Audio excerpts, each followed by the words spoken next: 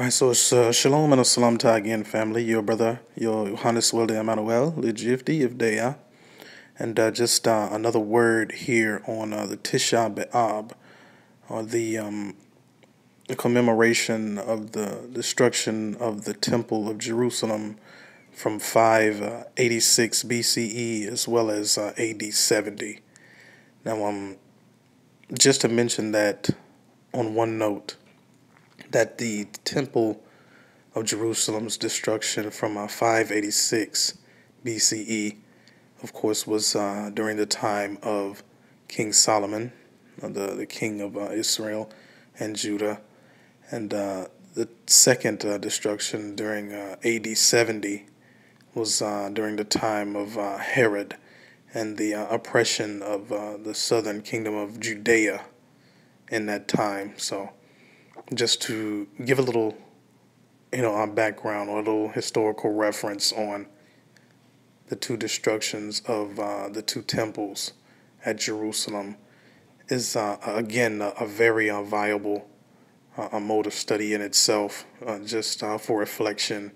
And again, just mentioning that I have to really give much insight on just that teaching, because mostly it gives a lot of avenues in which you really begin to start to understand most of what was going on in Israel at that time. As I mentioned so many times before, that there, of course, was a split in Israel with the 10 tribes to the north, and they would later become what is the Samaritans, and southern Judea, of course, with usually about, as most historians would say, two tribes to the south, but arguably bits and pockets of much of the other tribes, especially Ephraim, Benjamin, Levi, and arguably a couple of other tribes, depending on, the vantage point or the reference point from there, were residing in Judea. So it really begs the point on much of what came forward from, that time and that point of history. But just to bring another note on that, and more so the references lead to a lot of, especially the modern day Jewish teachings of the destruction of the temples, to mourn the destructions of the temples. But even from such a time, we know that Christ had prophesied that the temples would be destroyed.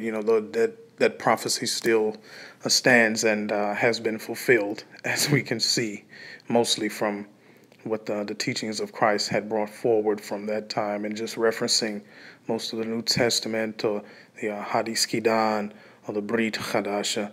It still stands firm and clear, especially in this time and age. But bringing forward mostly what came about from that time, we start to really reference, what really constitutes the government or the quote-unquote city of David, or what ones would know as Zion, HaTzion. It never was really mentioned that Zion was a specific place, though it had an affinity, it had a reference point, it had a connotation to what was known as Jerusalem.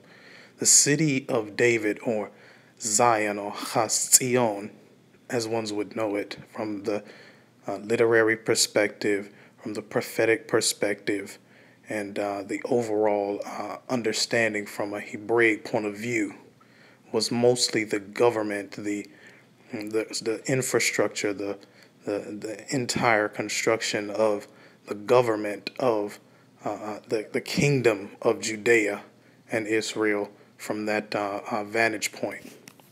So really looking into that, you really would find, especially from a linguistical perspective, a language perspective, and again, that connotation, you find that Zion itself was merely the government of the kingdom of Judea. So just really keeping that in mind, we really find that much of our studies continue to lead us to many more points and really understanding the fullness of what Zion and even so much as the modern day Jewish Zionism tends to defer. It really shows a contrast in really what Zion really is and what it will be moving toward the future.